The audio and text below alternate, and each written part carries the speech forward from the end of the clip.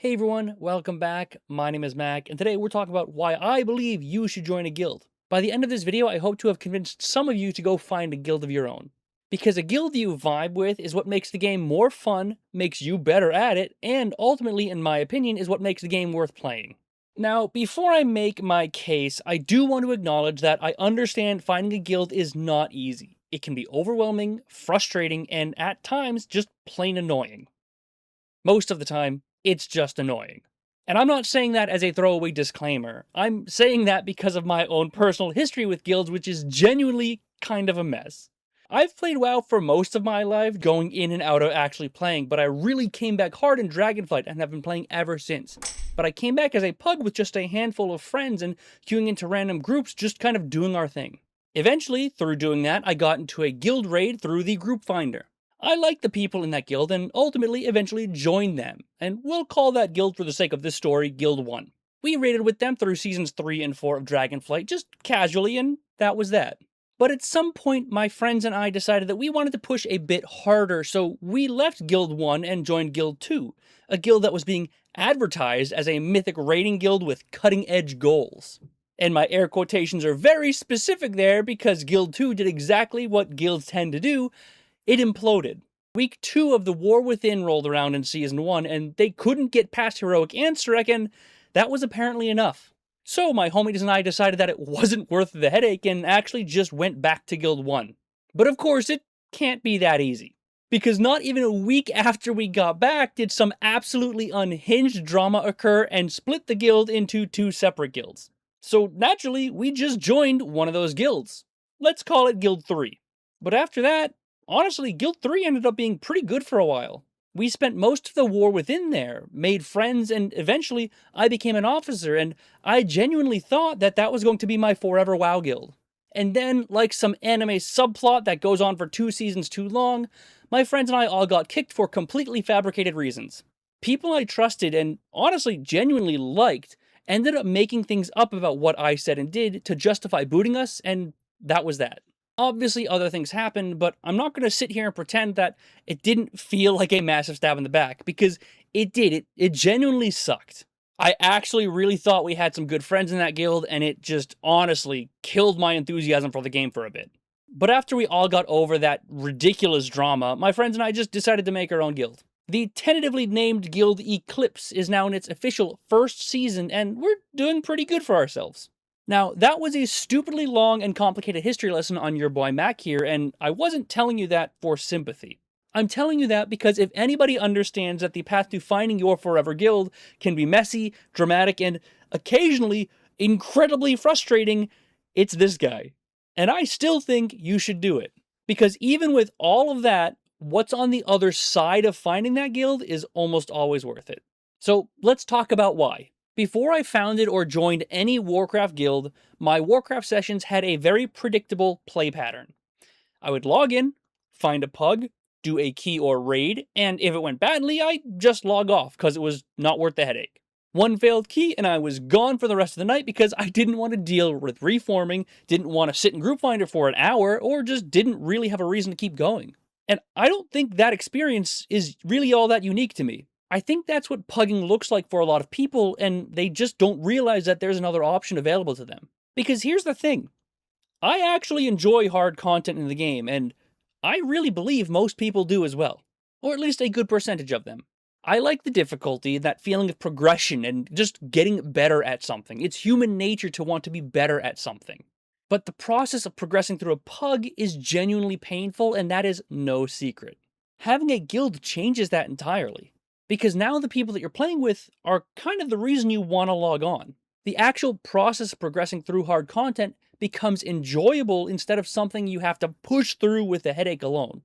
Gear might be the reason why you start a season, but guilds are the reason you're likely going to finish that season.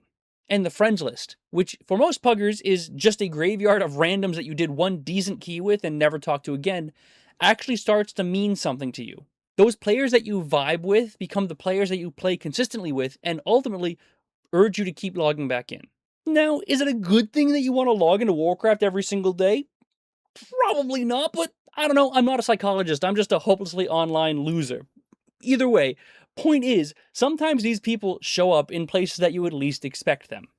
People that you never thought would become friends become your lifelong buddies, and honestly, that group of friends in my initial story are people I met in Warcraft in Wrath of the freaking Lich King. And this brings me to something I want to talk about because it still kind of blows my mind. I want to tell you about two people in my guild because I think it illustrates this better than anything that I could abstractly argue. When we started our guild, we were doing a big recruitment push. Obviously, right? You need members for a guild. And we've got a couple of them, but the two people I want to talk about is our first main tank and moving to DPS player. I don't know if I should say their name. Insert name here if I'm going to include it. They applied to Eclipse through the in-game recruitment channel. You know, that thing you probably don't even know exists and you've definitely never opened before? That one.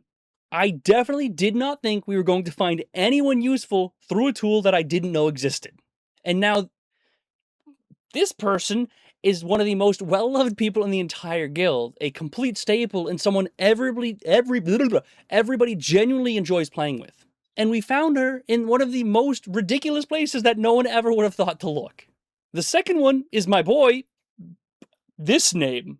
They came from a pug we did early on, maybe even the first pug we ever did as a guild before we had any sort of raid roster. And I want to be clear, this pug did not go well. It was a half guild, half group finder situation, which meant people were rotating in and out constantly. There was a ton of downtime and the group finder trying to fill spots between pulls, and we were wiping to early bosses, which is just never a good sign or feeling. It was just kind of a mess. At some point, we just kind of asked anyone in the group if they wanted to join this guild, and insert name here said yes. And here we are about a year later. One of the best players in that pug to join our early guild run is now probably one of the better players we've had in our guild to date. Actually, he definitely is arguably one of the best players in our guild to date, if he can stay awake for raid. You know who I'm talking about. He just happened to look at a chaotic half-assembled raid that was wiping on the first couple of bosses in Maniforge Omega, and decided that this was the guild he wanted to be in. I still don't fully understand why, but I'm definitely not complaining. The point is that neither of these people were the result of some careful, deliberate recruiting process. They just showed up. And that happens because when you're in a guild, you're constantly putting yourself in environments where you meet new people. The same people you vibe with become the people you play with every week, and some of them turn into the reasons why you're logging on in the first place. But let's talk about the main nitty-gritty reason why I really think people should just generally join a guild. Like we said already, human nature is to improve at something. You want to be good at something and get better at things as you go on. And playing with a consistent group of players who are tending to be better than you, honestly, make you a better player without you even realizing it. You see how your tank sets up a pull, and you kind of start anticipating it without ever thinking about it. You watch how the better DPS in your group manages their cooldowns, and you just kind of start internalizing that timing over time. You're doing harder content than you'd be doing in a pug, and that difficulty forces you to adapt in a way that farming consistent comfortable keys at your current level never would. And then there's the very basic but very real competitive angle. When you're in a guild, you know these people. You see their numbers week over week when you're running alongside them, and whether you want to admit it or not, you genuinely don't want to be the weak link amongst them. There is a healthy kind of pressure that is impossible to manufacture when you're anonymously pugging keys in groups where nobody knows each other. And beyond just getting better as an individual player, there's the practical reality of what playing with a consistent group actually looks like versus just dice rolling on every pug. Pugs are a grab bag. Sometimes you get players who know how to interrupt, use their defensives, and can do actual damage, and sometimes you get the guy who is clearly carried by two of his friends and doesn't know that he needs to click Hunter's Mark. When you play with guildies, you remove that dice roll entirely because you know exactly what you're working with. This sounds like a small distinction, but it's actually pretty consistent and probably makes key levels about maybe 2 levels easier when you're working with a consistent group. But at this point, I have to take a quick minute to thank today's sponsor, me. I offer elemental coaching over on my Patreon, and if the playing with better people makes you better argument landed for you, then that's kind of the whole idea behind it. Links in the description below if you're interested. But with that incredibly unbiased sponsorship out of the way, let's keep going. Okay, so the next part is the one that's likely going to resonate hardest with a lot of people that watch this channel specifically. If you've been playing an off-meta spec for any amount of time, you already know what it feels like to be sitting in an applicant pool for key groups and just never getting an invite.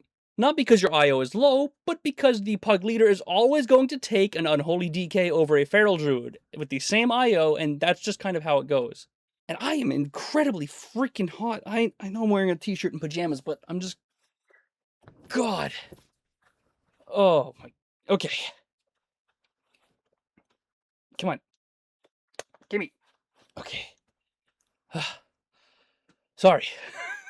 And honestly, you can't even really be mad about it because it makes a certain kind of sense from their perspective. They don't know you. They just see a spec sitting in the middle of a giant list or a tier list and compare it to whatever else is in that pool, and then they just make a quick call. Your actual skill level never actually enters the equation because they have no way of knowing what your actual skill level might be. That spec is the first filter, and if that spec isn't meta, then you're already starting behind the pack before anyone even looks at your IO. A guild kind of removes that problem entirely because you're already in the guild. You don't need to convince these players of anything. You already have their buy-in. Hopefully.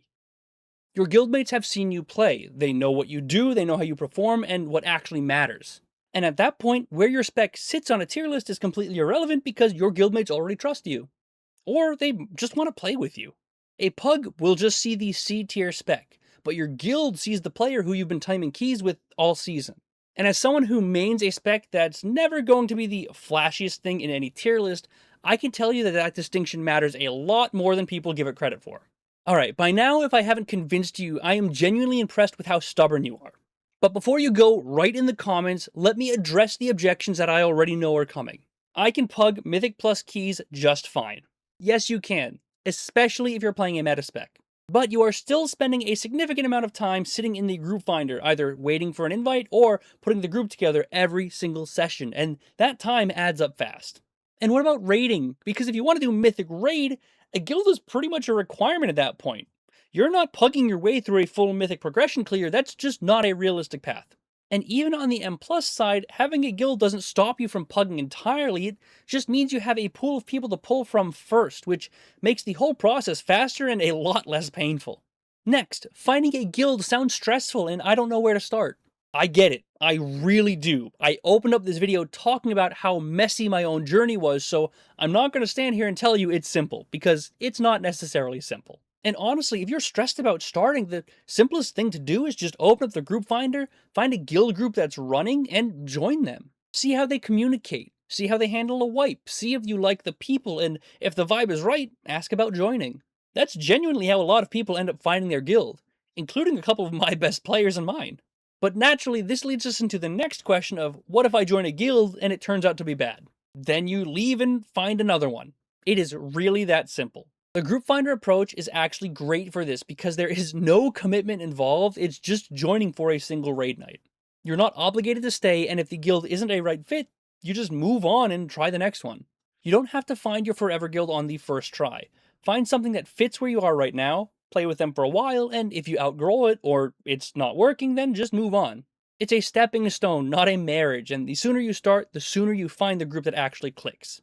And finally, the most likely biggest question that people will have is, what if I outgrow my guild or my goals change?